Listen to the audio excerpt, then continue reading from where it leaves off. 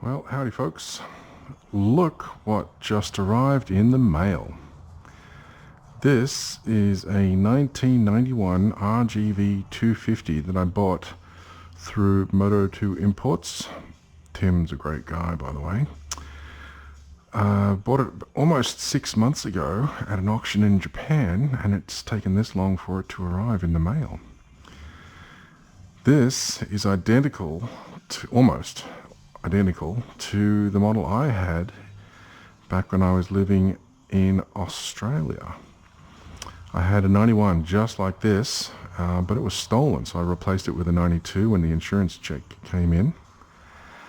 And loved it so much, rode it on the twisties in the hills north of Sydney until I realized, wow, I need to stop doing this, and took a race school, did a track day, and bought another 91 model with a friend of mine that needed a lot of work, but we fixed it up, prepped it for the track, and started racing.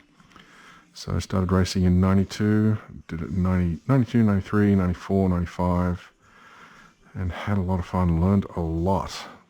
Still have the scars. Anyway, this, however, is not exactly the same as the model I had, because this is the SP model. Much vaunted SP. Wow, I dreamed of having one of these back when I was racing, because this one is special. Yes, it's got holes drilled in the discs. In addition, it also has fully adjustable front suspension, so the adjusters here and here adjust the rebound and compression damping in addition to the preload. And it also has this dry clutch, which it sounds like there's something seriously wrong with the engine when you pull the clutch lever. Anyway, it also has a close ratio transmission. I don't know which version this one has though, because apparently there's an SP1 which has an almost close ratio transmission with a standard first gear, which is good for the street, and then a very low sixth gear. And the SP2, I believe, has a true close ratio transmission with a very, very high first gear and a very, very low sixth gear. But all of the RGVs had a cassette transmission, so you can pull out the clutch and then like 4 or 5 or 6, I don't know how many bolts, undo the transmission, and the whole cluster comes out, just like the MV Agusta and like the Aprilia. So I'm going to warm it up and drain the oil. I've already swapped out the oil that was in the tank here and put in some good Motul.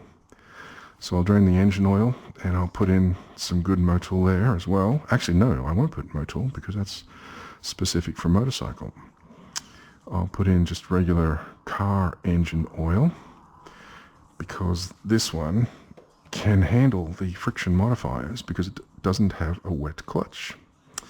Anyway, so yeah, I'll drain the oil, pull the clutch out, pull the transmission out and check the ratios and see what I've got.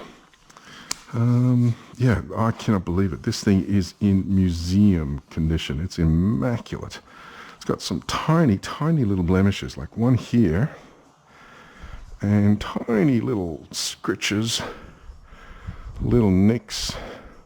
Oh, and yes, it is street legal. I cannot wait to start riding this around the streets here in Texas. That is going to be funny. 10,000 kilometers. What's that? Like 6,000 miles, around that. It's in incredibly good condition. Can't believe it. Even the brake pads are good, fat and healthy. The tires I will swap out before I ride it on the street. But it even had the owner's manual. I couldn't believe it when I opened up the rear seat section and found this. I haven't looked in it actually.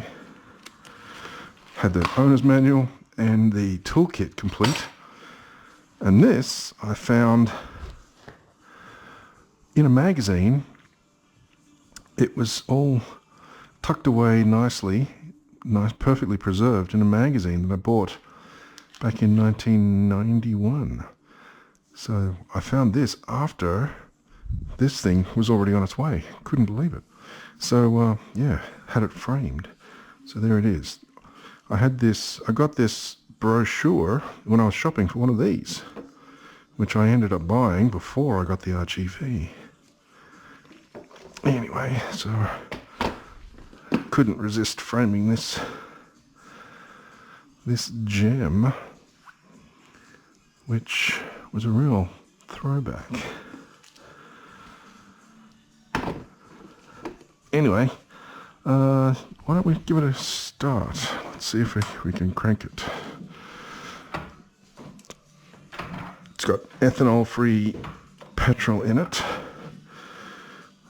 which I make myself actually. I'm going to talk about that in another video later. But let's see. Compression's not bad. There's the power valves actuating.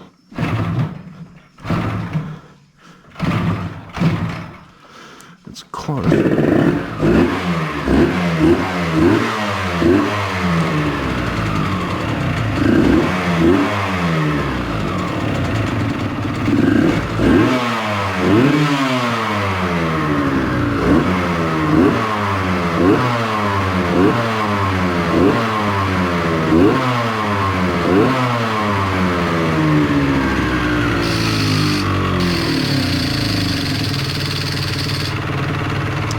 Very nice. Beautiful. Okay, so warm it up, drain the oil, pull the clutch, check the plates, pull the transmission, count the ratios. Oh, that two-stroke smell. Now that brings me back. Can't believe it, when I first saw one of these back in 91, that tire was so wide. I had a Kawasaki that had a 110 rear wheel, and this thing, it's a 150, seems so wide. Yeah, we've come a long way in 30 years. Hard to believe that's 30 years old, this thing. Can't believe it's in such good condition. Anyway, that's it for now. I will have some